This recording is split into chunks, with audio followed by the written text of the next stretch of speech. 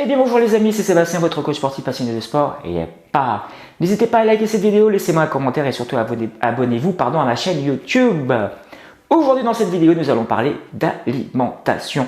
Et oui, il y a quelques semaines, je vous annonçais que je m'inscrivais pour l'Ironman de Nice du 14 juin prochain. Et j'ai envie de le terminer, j'ai envie de le réussir. Donc je veux tout maîtriser. Donc j'ai été voir il y a quelques semaines une nutritionniste, elle m'a tout expliqué. Et d'ailleurs, moi je vais tout vous expliquer aussi. Mais qu'est-ce qu'il y a avant? Jingle!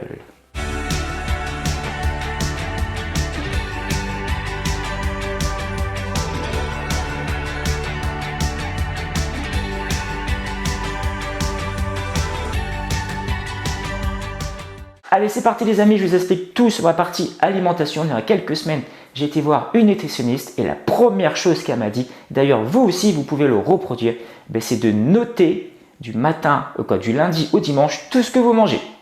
Vous voulez faire une course, vous voulez vous engager, je ne sais pas, au printemps prochain dans une course, dans un triathlon, vous voulez maîtriser vous aussi votre alimentation, vous pouvez essayer aussi la même chose que je vais vous dire maintenant. Allez, vous notez dans un premier temps, j'ai dû noter dans un premier temps du lundi au dimanche tout ce que je mangeais. Et rien que ça, rien que le fait de le noter et de le poser sur une feuille, on se rend compte de pas mal de choses. La première question qu'elle m'a posée, est-ce qu'il y a des fruits, est-ce qu'il y a des légumes?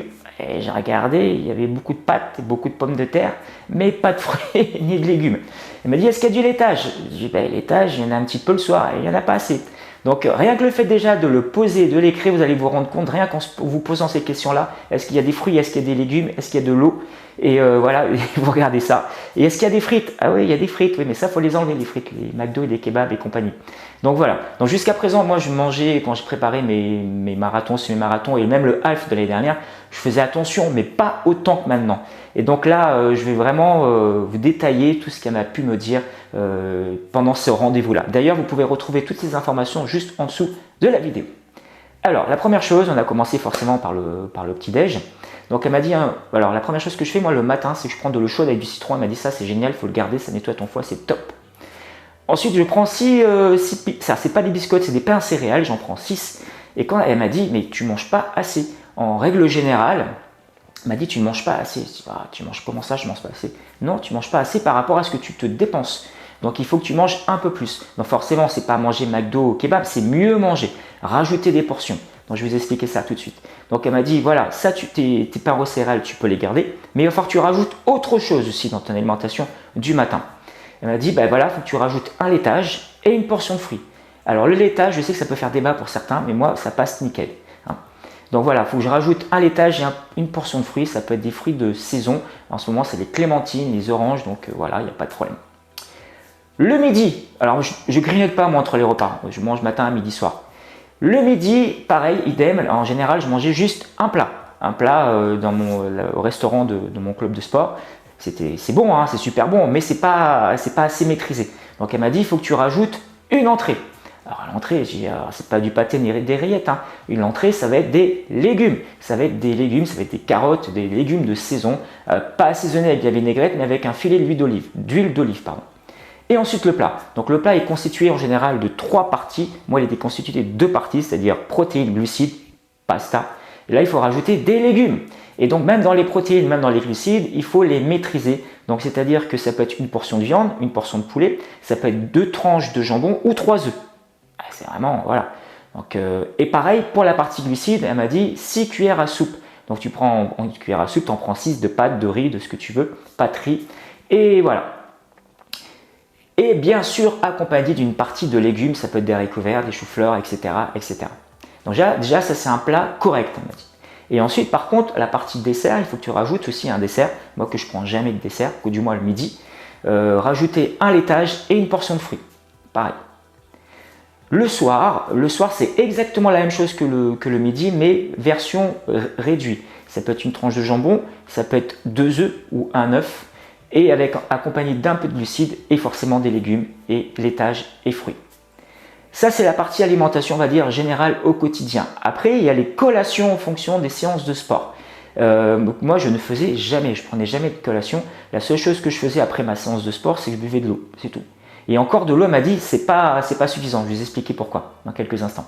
Donc en fin de compte, après la portion, après l'entraînement sportif, il faut rajouter une portion, mais pas n'importe quoi. Elle m'a dit, tu prends un laitage et une portion de fruits. Voilà. Pour l'eau, pour la récupération, l'eau plate c'est bien, mais il faut l'accompagner de l'eau gazeuse, de la Vichy ou de la ceinture.